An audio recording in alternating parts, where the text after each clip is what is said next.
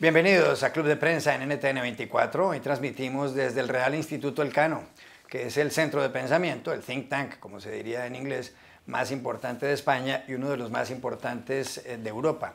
Y estamos precisamente aquí, frente a la Plaza del Marqués de Salamanca en Madrid, con el director de esta entidad, que es Charles Powell.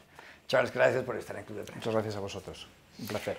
Hay muchas cuestiones en la actualidad mundial sobre las que este centro de pensamiento y de análisis pone la atención. Y quería empezar preguntándole por cuestiones que se relacionan con Europa, con el continente europeo.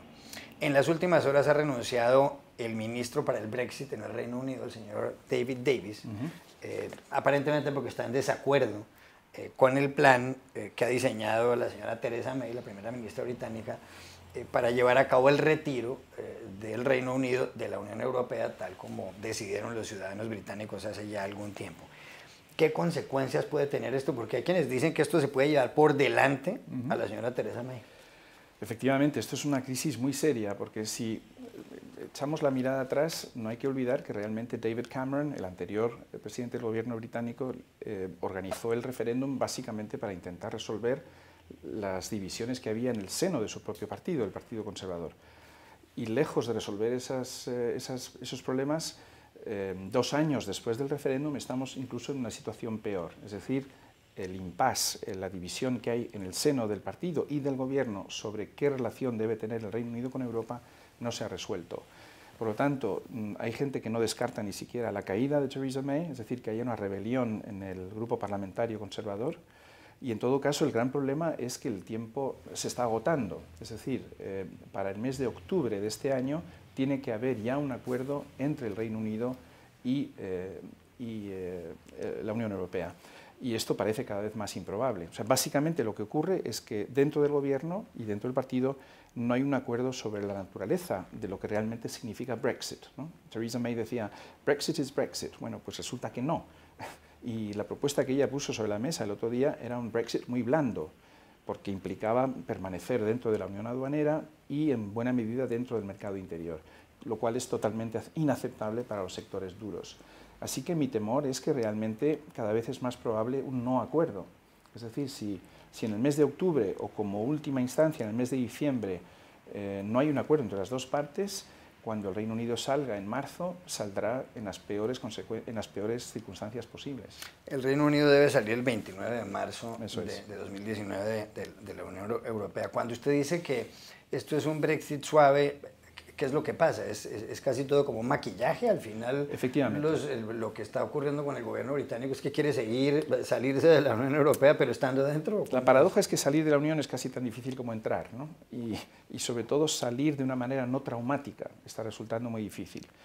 El mundo de los negocios está advirtiendo a la señora May, que en el fondo digamos que es su candidata natural. Por ejemplo, el CEO, el presidente de la empresa Land Rover y Jaguar, del sector automovilístico británico, ha explicado que si hay un Brexit duro o un no acuerdo, esta gran empresa que simboliza, digamos, la identidad industrial tecnológica británica se iría del Reino Unido y se tendría que instalar en Europa. Es decir, sí, efectivamente, un Brexit blando en el fondo es un Brexit maquillado, en buena medida, maquillado. Por ejemplo, no habría frontera dura entre Irlanda del Norte y la República de Irlanda, que están en la misma isla. Que están en la misma isla, con lo cual, de hecho, eso supone aceptar para el resto del Reino Unido la permanencia en la Unión Aduanera.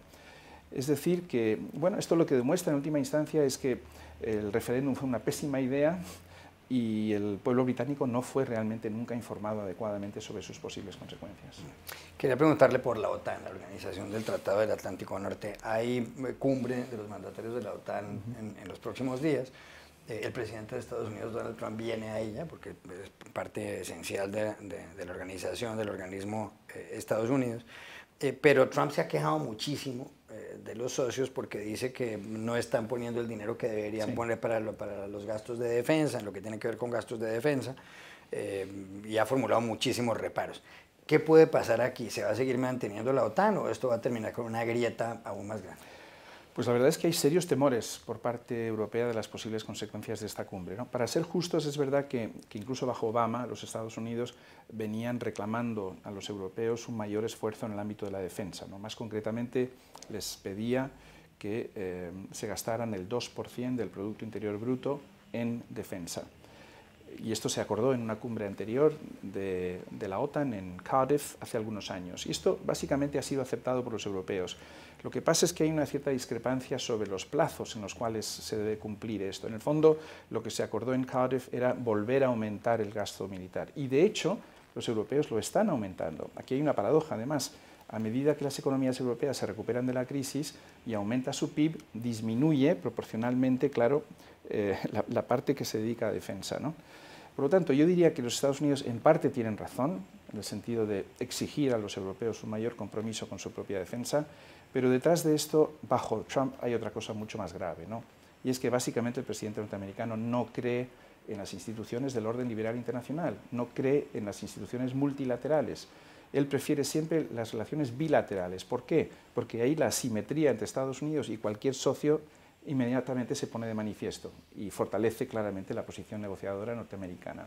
Entonces, mi temor es que la semana que viene, en la cumbre de Bruselas de la OTAN, Trump realmente haga, digamos, explícita su animadversión a la OTAN como a todas las demás organizaciones internacionales permanentes y estables.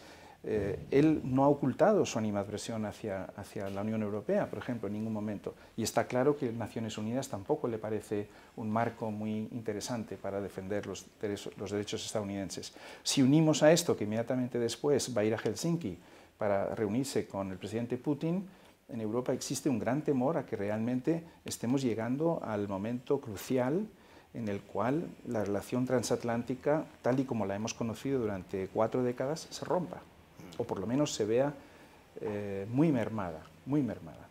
¿Usted es optimista o pesimista con respecto al futuro de la Unión Europea? Es decir, este grupo de países que eran 28, ahora serán 27, con el retiro del Reino Unido, pues lleva más de 50 años ya. Aparentemente fue un gran invento, llegó el euro, es la primera vez que este continente tiene una moneda única desde los tiempos del Imperio Romano. ¿Usted le ve futuro a la Unión Europea o cree que se puede resquebrajar? Yo sigo apostando por la Unión Europea porque básicamente pienso que es la mejor respuesta que nosotros los europeos hemos podido dar a los retos de la globalización. Es decir, no es tanto una cuestión de afecto ni de idealismo como básicamente de interés propio, ¿no? Es decir, como decía Paul-Henri Spaak, un famoso político belga, Europa está dividida en países pequeños y países pequeños que no saben que son pequeños, ¿no? Pues realmente incluso los grandes se dan cuenta de que son pequeños, ¿no? A la hora de hacer frente a los grandes retos como el cambio climático, las relaciones con China, etcétera, etcétera. Dicho esto, por lo tanto, digamos que yo soy estructuralmente optimista, pero coyunturalmente soy pesimista. Soy pesimista porque la semana pasada hubo varias cumbres europeas en las que se tenía que haber dado respuesta a 2 temas. Por un lado, el futuro del euro y por otro lado, el tema de los inmigrantes y los refugiados. En lo que se refiere al euro, no se ha tomado ninguna decisión realmente importante, se ha pospuesto hasta el mes de diciembre, que es una cosa muy europea, ¿no? Posponer los problemas hasta que ya es inevitable enfrentarse a ellos. Y en lo que se refiere a los refugiados y los inmigrantes, la verdad es que estamos enormemente divididos. Yo diría que la clave de nuestro problema actual es que Europa está muy dividida, norte-sur, este-oeste, deudores, acreedores, ¿no? Realmente falta un consenso básico en relación con los temas fundamentales. Y esto está debilitándonos frente a otros actores internacionales. Tampoco existe un consenso, por cierto, sobre cómo hacer frente a la actitud del presidente Trump. Emmanuel Macron, el presidente de Francia, lleva 1 año en el poder, es una persona joven, tiene 40 años, que los cumplió el pasado 21 de diciembre. Ha sido un europeísta convencido y para algunos él es el gran defensor de la Unión Europea, pero otros creen que está solo porque los demás gobiernos, como el de Angela Merkel, que es muy europeísta en Alemania, pues está debilitada. La señora Merkel tiene que gobernar en coalición, ya no tiene las mayorías que tenía antes. ¿Le gusta Macron como el hombre que puede sacar adelante la Unión Europea o está muy solo? Yo efectivamente comparto esta idea de que está muy solo. Es decir, hace 1 año aproximadamente teníamos el gran temor a que en Francia pudiera ganar o pudiera tener un resultado escandalosamente bueno Marine Le Pen. Tuvo un resultado bastante bueno, todo hay que decirlo, preocupantemente bueno, pero afortunadamente salió elegido el presidente Macron. El problema, como se acaba de decir, es que el tándem franco-alemán es necesario, es suficiente, pero ya no es necesario, es necesario, pero ya no es suficiente para sacar adelante el proyecto europeo. Macron está muy solo, yo creo que ha hecho una aportación, digamos, ideológica o programática muy interesante, esto que él llama la Europa que protege, l'Europe qui protège, y es un relato muy atractivo, ¿no?, sobre la dirección en la que tiene que avanzar Europa. El problema es, efectivamente, que Angela Merkel está muy debilitada, ha estado a punto de caer, de hecho la semana pasada pudo haber perdido incluso el gobierno, hay una rebelión contra ella de sus socios bávaros, el CSU, y al mismo tiempo los socialdemócratas alemanes también la están cuestionando, ¿no? Por lo tanto, el tándem franco-alemán carece de la solidez que tenía antes y, por otro lado, ya no es suficiente. Bueno, desde una perspectiva española, estamos hoy aquí en Madrid, hemos visto en la elección de Pedro Sánchez, bueno, un atisbo de esperanza, en el sentido de que realmente ni franceses ni alemanes quieren liderar solos, quieren apoyarse en otros estados, ¿no? Pero el gobierno italiano, ahora en manos de euroescépticos declarados, obviamente no es un socio fácil ni atractivo y, por lo tanto, bueno, España, que es la cuarta potencia europea en términos de peso económico, podría hacer una contribución.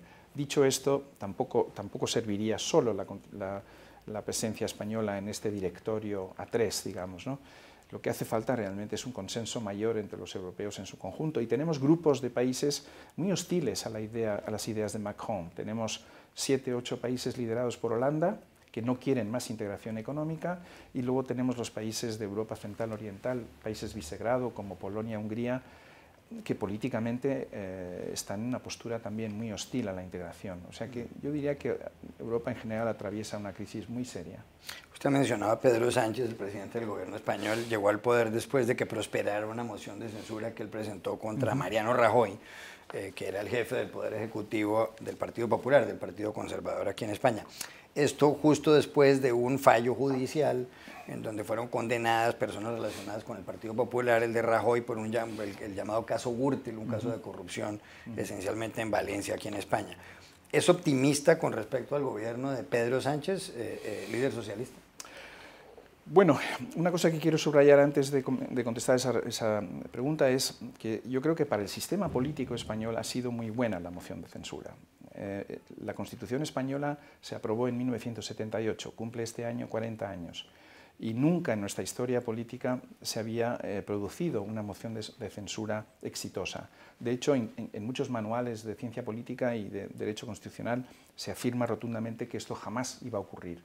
Bueno, pues esto ha demostrado que la vitalidad del Parlamento, ¿no? La gente a veces se fija solo en el Ejecutivo y no tiene en cuenta el poder y la importancia del Legislativo. Entonces, lo que ha ocurrido, como digo, ha sido muy positivo para, digamos, la legitimidad y la credibilidad del sistema político español. Ahora bien, es verdad que Pedro Sánchez solo tiene 84 diputados, su partido solo tiene 84 de 350, por lo tanto, una situación de debilidad. La gran pregunta que todo el mundo se hace es ¿cuánto tiempo puede aguantar este gobierno?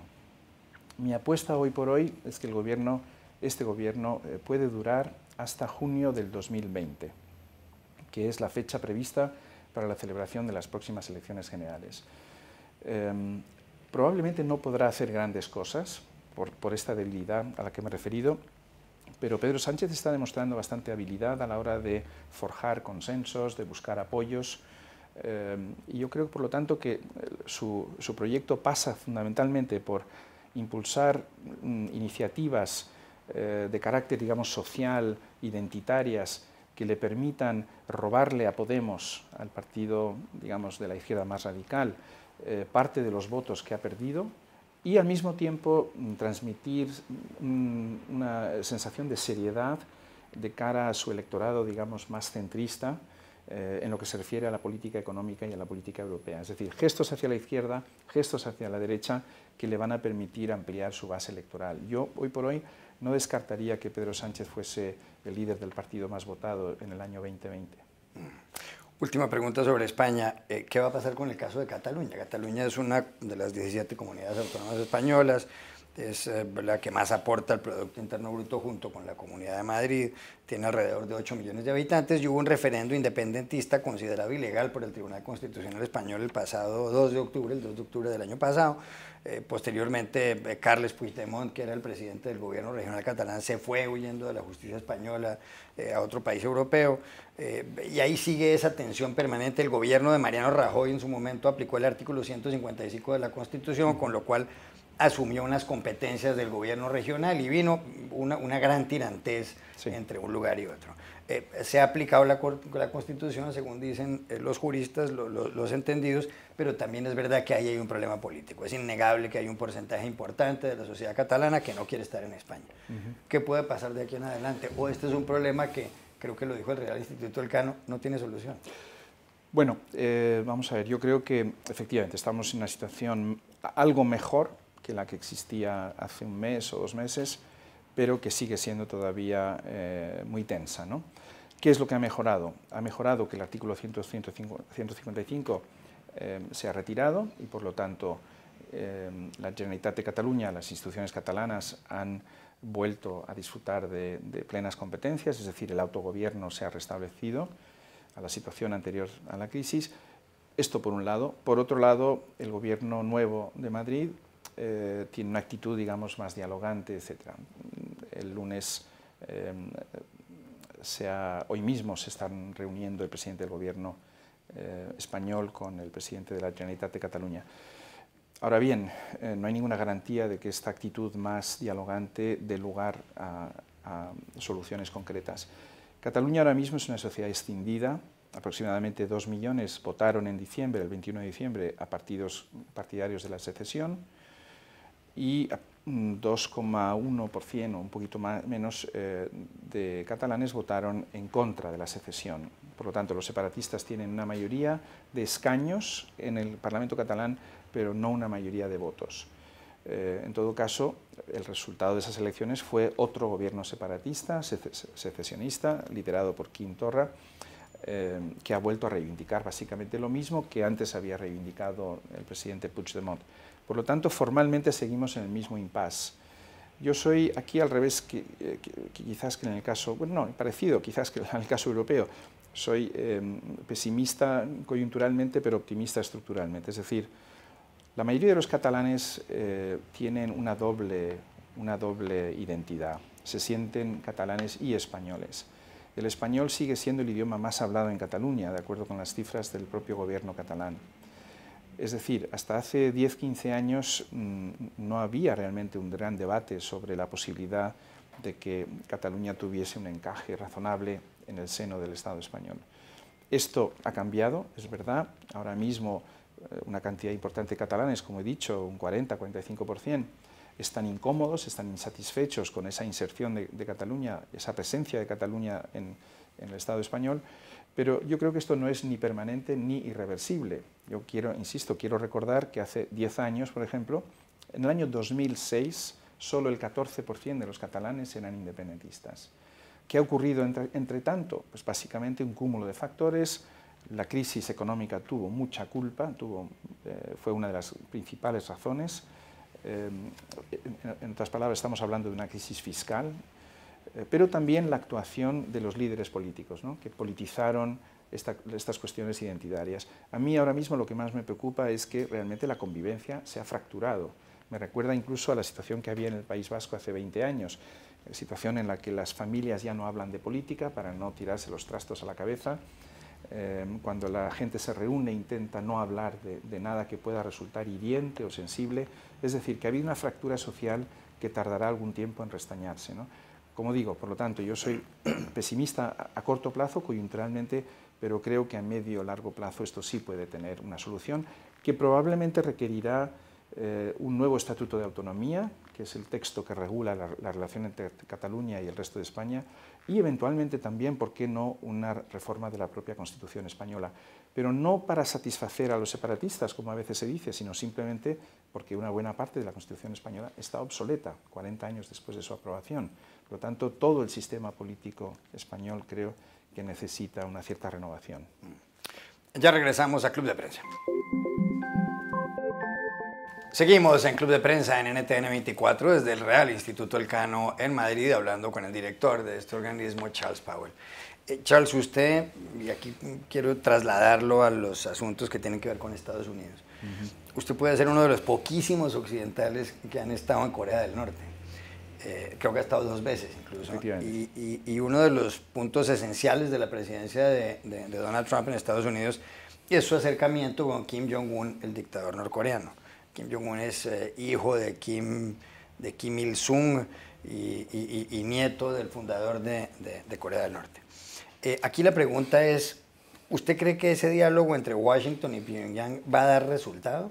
Habiendo estado usted en esa ciudad, ¿usted cree que eso va a funcionar?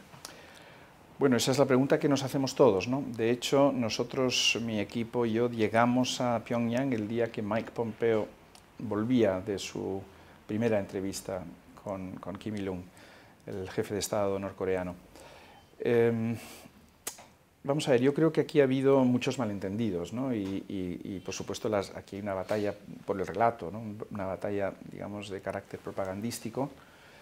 La pregunta que yo me estaba haciendo, me hice constantemente mientras estábamos en nuestras conversaciones con representantes del régimen de Kim y también con algunos diplomáticos occidentales, porque hay algunas embajadas occidentales en Pyongyang, eran 3 preguntas en realidad. Bueno, una pregunta fundamentalmente, y es ¿por qué los norcoreanos, por qué están negociando los norcoreanos, ¿no? ¿Y qué pretenden realmente? Entonces, la respuesta a la que llegamos fue básicamente 3 motivos, ¿no? El primer motivo, obvio, pero muy importante, es que tienen la bomba. Es decir, estos señores han desarrollado... Tienen una bomba nuclear. Tienen la bomba nuclear. Sí. Entonces, esto ha cambiado radicalmente la percepción que tienen de sí mismos y del mundo, ¿no? Incluso en los museos ya les ha dado tiempo a modificar lo que te cuentan los guías, ¿no? Ya incluye una parte final en la que dicen, bueno, y como usted sabe, nosotros tenemos la bomba nuclear y somos una potencia nuclear, ¿no? El empoderamiento, ¿no?, que trae consigo el hecho de haber desarrollado armas nucleares es muy importante.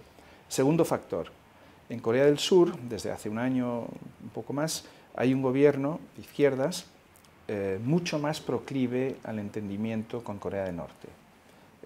Es un gobierno que ha hecho, digamos, campaña por el acercamiento y una especie de reconciliación entre las 2 Coreas. Y esto los norcoreanos lo tienen muy presente, es decir, que esta es una oportunidad que deben aprovechar. Y en tercer lugar, y esto quizás es lo más delicado, yo creo que los norcoreanos le han cogido la medida al presidente Trump. Es decir, han visto una ventana de oportunidad con un presidente disruptivo que no escucha al Departamento de Estado, que no escucha al Departamento de Defensa y que está pensando fundamentalmente en cómo va a pasar él a la historia, ¿no?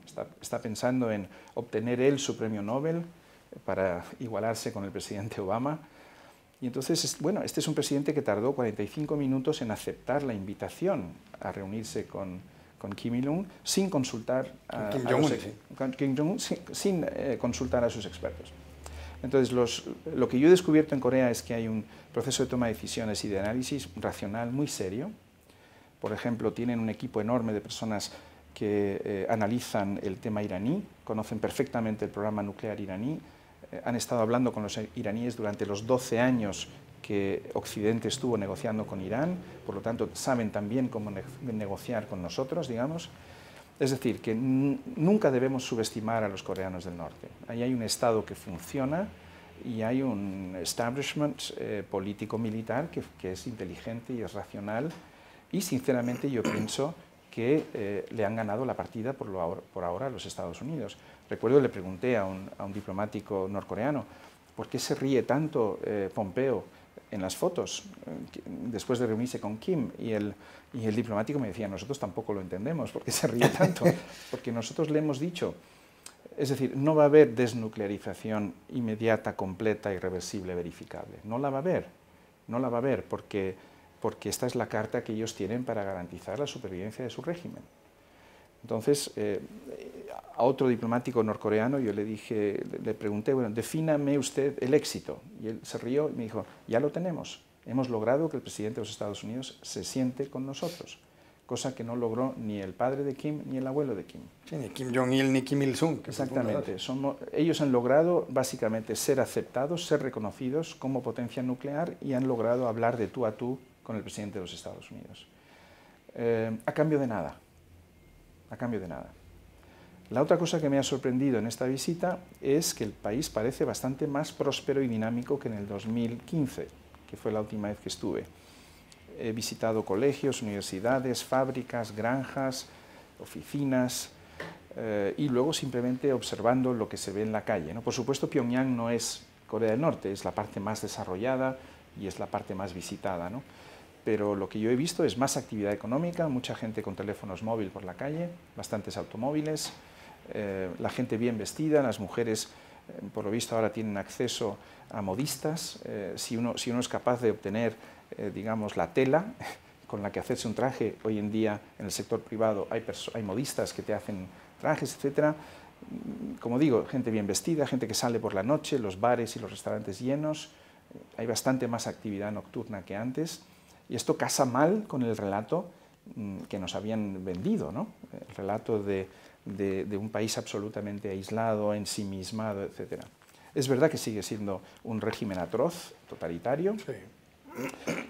Yo no creo que sea ni siquiera un régimen comunista, creo que es un régimen autárquico, ultranacionalista, quizás incluso racista y supremacista, porque ellos se consideran el pueblo elegido. Es muy interesante esto. Tienen un enorme complejo de superioridad respecto de China, Japón, por ejemplo. Sí se ven a sí mismos como parte de una sola sociedad, es decir, ellos hablan de Corea del Sur y de Corea del Norte siempre como un solo pueblo y eventualmente en un futuro un solo Estado. Y más bien sienten un poco de desprecio por los chinos, los japoneses y otros asiáticos de la región, ¿no?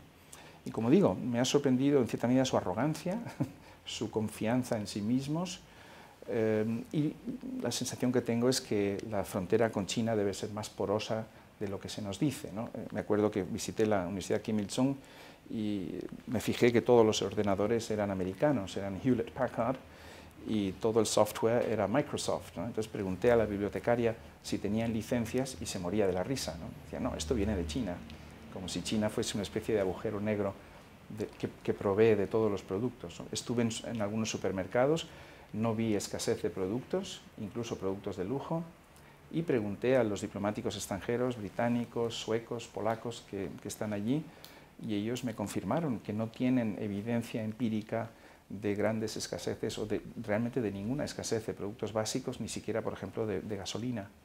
Por lo tanto, algo extraño está pasando ahí, y como digo, no hay ninguna evidencia de que este sea un régimen a punto de sufrir un colapso económico en absoluto. Pero ¿y qué buscará Kim Jong-un? Es un hombre que tiene unos misiles intercontinentales que pueden llevar una bomba nuclear a Washington, incluso a la costa este de los Estados Unidos. Bueno, ¿qué será lo que quiere? Quedarse en el poder, que nadie lo moleste, pero... Ellos, en el fondo aquí sí hay un paralelo interesante con Irán, ¿no? Ellos lo que quieren es garantías de seguridad y que no quieren acabar ni como Gaddafi ni como Saddam Hussein. Claro. Es básicamente esto, ¿no? Y al mismo tiempo ser reconocidos como un actor regional relevante, ¿no? Y yo creo que en Irán en parte es lo mismo, ¿no? Irán hasta el año 79 era el gendarme de Oriente Medio gracias al apoyo y el armamento norteamericano. En el año 79, después de la revolución y la caída del Shah, Irán desapareció del orden regional y del orden internacional, pasó a ser un paria, excluido del sistema. E Irán fundamentalmente lo que quiere es ser reconocido como una gran potencia regional, que lo es, ¿no? 80 millones de personas, uno de los ejércitos más importantes, la capacidad también en su caso para fabricar armas nucleares, etc. Es decir, están buscando un lugar en la mesa de negociación y eventualmente ser tenidos en cuenta. Le iba a hacer una pregunta adicional en este tema sobre Trump. ¿Cuál es su valoración del gobierno de Trump hasta ahora? Bueno, yo creo que aquí hay varios debates que nos interesan a nosotros como miembros de un think tank y también como académicos, ¿no? Yo soy historiador y politólogo y es un fenómeno fascinante, ¿no? Y que tiene derivadas múltiples. Un debate interesante es, muchas veces la gente se pregunta, ¿no? ¿Trump es un síntoma de un problema norteamericano o es la causa? yo diría que es un síntoma que se está convirtiendo en causa. Es decir, esto no empezó con Trump.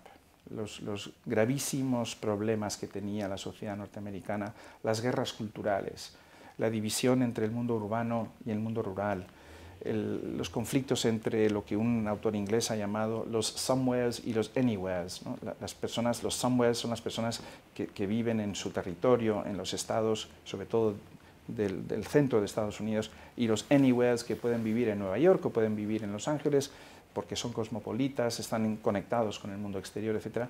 Todas estas tensiones existían desde hacía mucho tiempo. Quizás no fuimos conscientes de hasta qué punto existían, pero estaban ya ahí, ¿no? Sí. Yo siempre recuerdo también que al fin y al cabo Hillary Clinton ganó el voto popular, ¿no? Por 3 millones de votos. Es decir, que si el sistema electoral hubiera sido distinto, quizás no estaríamos hablando en estos términos estructurales y estaríamos hablando más en términos coyunturales, ¿no? Pero yo creo que lo importante son las tendencias a largo plazo, ¿no?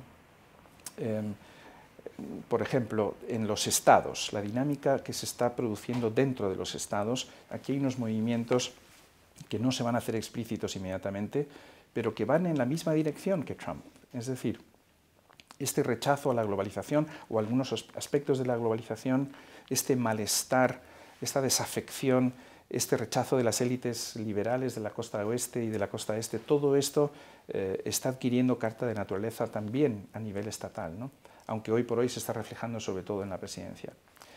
Por lo tanto, como europeo, como persona que cree en el orden multilateral, que cree en las instituciones estables del orden multilateral, como la OTAN o como la Unión Europea, me parece que la actuación de Donald Trump durante este año ha sido extraordinariamente preocupante. Y como he dicho al principio, quizás en Europa estemos a punto de llegar al momento en el cual tenemos que decidir si podemos mantener esta reunión. Yo diría que Trump va a ganar las próximas elecciones también. O sea, yo creo que este es un two-term president, ¿no? Y claro, en 8 años se puede hacer mucho daño al sistema político norteamericano y se puede hacer mucho daño al orden liberal internacional que paradójicamente crearon los propios Estados Unidos después de la Segunda Guerra Mundial, ¿no? Ahora bien, también como académico creo que tenemos que tener cuidado, ¿no? Tenemos una cierta tendencia a meter en el mismo saco, en el saco del populismo, a muchas personas, a muchos factores, etcétera, ¿no? Y yo creo que tenemos que tener cuidado a la hora de demonizar el populismo, ¿no? A diferencia de otras personas, yo no creo que haya populismo bueno y populismo malo, ¿no? Como el colesterol. Yo creo que todo el populismo es malo o es peligroso, pero sí creo que tenemos que distinguir entre los líderes que fomentan el populismo, fomentan el enfrentamiento, ofrecen soluciones fáciles a problemas complejos, y sus votantes, ¿no? Tengo muy presente algo que me dijo un líder conservador británico partidario del Brexit, ¿no? Me dijo el otro día, hace poco: populismo es lo que la gente como usted llama a las ideas que no le gustan. Bueno, el hecho de que él utilizara la expresión gente como usted ya es populista, ¿no? Porque en el fondo lo que está en el corazón del populismo es esta distinción entre el pueblo y las élites, ¿no? El pueblo, que es el genuino, ¿no? El actor que tiene legitimidad y credibilidad, y unas élites supuestamente no representativas, cosmopolitas, etcétera, ¿no? Lo que quiero decir con esto es que lo que está pasando en Estados Unidos no es solo un tema norteamericano, es un tema que tenemos también aquí, en Europa, y probablemente en otros muchos lugares del mundo. Claro. Ya regresamos a Club de Prensa. Volvemos a Club de Prensa en NTN 24 desde el Real Instituto Elcano en Madrid. Estamos hablando con el director Charles Powell. Charles, quisiéramos en este programa que usted nos diera una visión general. Yo sé que es complicado porque son muchos países los latinoamericanos. Una visión de lo que tiene Europa, de lo que pasa en América Latina. Entonces, si uno hace una especie de barrido, pues en México acaba de ganar las elecciones Andrés Manuel López Obrador, va a tomar posesión del cargo de la presidencia mexicana el 1 de diciembre. Hay casi 6 meses de espacio en México entre el día de la elección y el día de la posesión. En muy pocos días, el 7 de agosto, se posesiona en Colombia como presidente Iván Duque, después de haber ganado las elecciones a 2 vueltas a Gustavo Petro, un candidato de izquierda. Duque representa la alianza de los expresidentes Álvaro Uribe y Andrés Pastrana y otros movimientos. En el Brasil ha ocurrido una cosa muy curiosa en las últimas horas. El expresidente Lula da Silva, que está condenado a más de 9 años de prisión por el juez Sergio Moro, fue puesto en libertad por un juez, luego el juez Moro lo regresó a prisión, sí. Él es candidato presidencial, hay elecciones en octubre y no se sabe muy bien qué va a pasar. Bueno, ya hay más cosas, como por ejemplo la gran crisis en Venezuela con el presidente Nicolás Maduro. ¿Cuál es su percepción de lo que pasa en esa zona del mundo que usted conoce bien? Bueno, yo quería empezar por lo general y luego quizás descender a lo particular, ¿no? Nosotros desde el Instituto Elcano lo que hemos argumentado siempre, pero sobre todo quizás desde la llegada de Trump a la Casa Blanca con mayor ahínco, es que el mundo tiene que tener más en cuenta América Latina. Esto quizás es una obviedad en perspectiva latinoamericana, pero el porqué de este razonamiento creo que puede ser interesante, ¿no? Nosotros cuando contemplamos el mapa del mundo y cuando observamos las grandes dinámicas globales, lo que vemos es que América Latina está ausente, ¿no? En buena medida. Yo a veces, quizás es una expresión un poco dura, pero yo a veces digo que geopolíticamente América Latina es un agujero negro, ¿no? Muy pocos líderes europeos, norteamericanos, asiáticos, realmente se paran a pensar antes de tomar una decisión o antes de analizar las consecuencias de una decisión, cómo va a afectar esto a América Latina.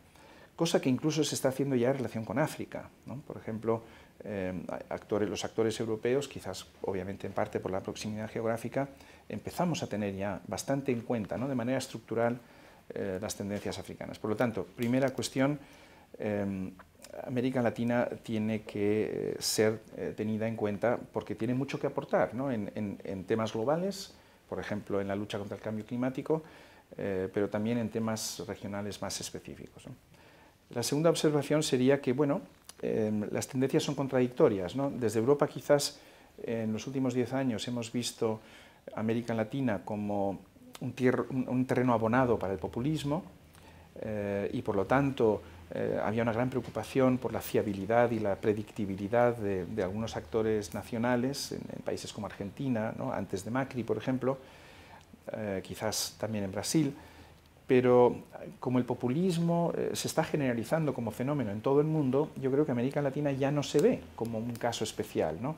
O una región especialmente vulnerable al populismo. El populismo lo tenemos ya todos en casa. Y esto nos está haciendo pensar que ya no es un problema latinoamericano, ni es un problema de países quizás, digamos, menos consolidados democráticamente, es un problema de todas nuestras sociedades modernas contemporáneas, ¿no? ¿Cómo hacemos frente a los grandes retos de la globalización? Y esto es algo que a América Latina también le atañe.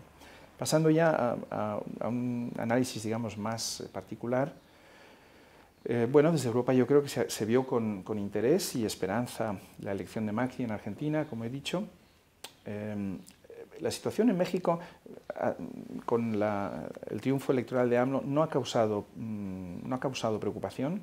Yo creo que, dada la gravedad de la situación mexicana, se piensa que López Obrador, bueno, puede intentar, digamos que hay que darle el beneficio de la duda, porque puede intentar rectificar algunas tendencias que se habían puesto de manifiesto en México. México es un socio muy importante para Europa, ¿no? Como lo es también para Estados Unidos, y el deterioro de la estatalidad, ¿no? del orden del Estado de Derecho en México era muy preocupante. La elección de Duque yo creo que también ha sido bien recibida, aunque sabemos que, digamos, que ha sido contestada por algunos sectores.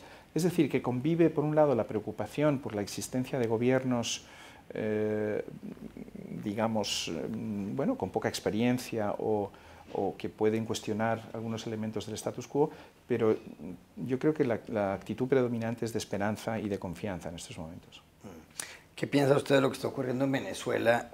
Y la pregunta es, ¿le ve usted alguna salida? Lleva Nicolás Maduro bastante tiempo en la presidencia, sí. Hay una crisis política de grandes proporciones, el gobierno de Maduro, incluso el último triunfo electoral, no es reconocido por gran parte de los países del mundo. Sí. ¿Qué puede ocurrir de aquí en adelante? ¿Será que la presión internacional sirve de algo? Que lo denuncien ante la Corte Penal Internacional. Duque, el presidente electo de Colombia, dice que una vez toma posesión apoyará a él una demanda, una denuncia contra Nicolás Maduro. Sí. ¿Eso tendrá algún tipo de consecuencia? Venezuela es sin duda el país más preocupante, ¿no? Y lamentablemente uno de los resultados es que Estados Unidos, por ejemplo, le ha dado la espalda realmente y que en Europa, salvo en España probablemente por las los vínculos, digamos, culturales y también económicos tan fuertes, muchos europeos también están, digamos, intentando encapsular el problema venezolano. También hay preocupación, claro, por su capacidad para contaminar la situación en Colombia, ¿no? Por los centenares de miles de migrantes que están llegando a Colombia, como están llegando, por cierto, a España, ¿no? Incluso en algunos sectores financieros españoles se ven con preocupación la llegada de grandes capitales venezolanos que pueden tener un impacto, por ejemplo, sobre el sector inmobiliario inesperado, ¿no? Sinceramente, yo no soy muy optimista en lo que se refiere a la capacidad de la comunidad internacional para intervenir o para influir en la situación venezolana, ¿no? Nos guste o no, hay un sector importante de la población venezolana que apoya al régimen, a pesar de todo. Evidentemente es un régimen autoritario que está violentando y vulnerando los derechos fundamentales a diario, como sabemos y como vemos constantemente, pero la comunidad internacional es muy reacia a intervenir más allá de estas declaraciones y de esta presión diplomática, ¿no? Hoy en día, una de las cosas que estamos constatando en todo el mundo es que las sanciones económicas, que suelen además dañar más a la población general que a las élites, la presión diplomática, todos estos elementos, estas palancas que tenemos para intentar influir en la vida interna de los países, tienen un efecto limitado, ¿no? Y esto, por cierto, lo sabemos incluso en la propia Europa, donde ni siquiera somos capaces de garantizar el Estado de Derecho y la defensa de los derechos humanos fundamentales en nuestros propios países. Estoy pensando fundamentalmente en Hungría y quizás en Polonia, ¿no? Es decir, que Europa también ha perdido en cierta medida confianza en su capacidad para influir en lugares del mundo donde la democracia está amenazada o donde prácticamente ha dejado de existir. Ya regresamos a Club de Prensa. Volvemos a Club de Prensa en NTN 24 desde el Real Instituto Elcano en Madrid. Hablábamos con el director Charles Powell. Se nos acabó el tiempo. Gracias, Charles, por haber estado con nosotros. Muchísimas gracias a ustedes. Ha sido un placer. Y a ustedes hasta una próxima oportunidad.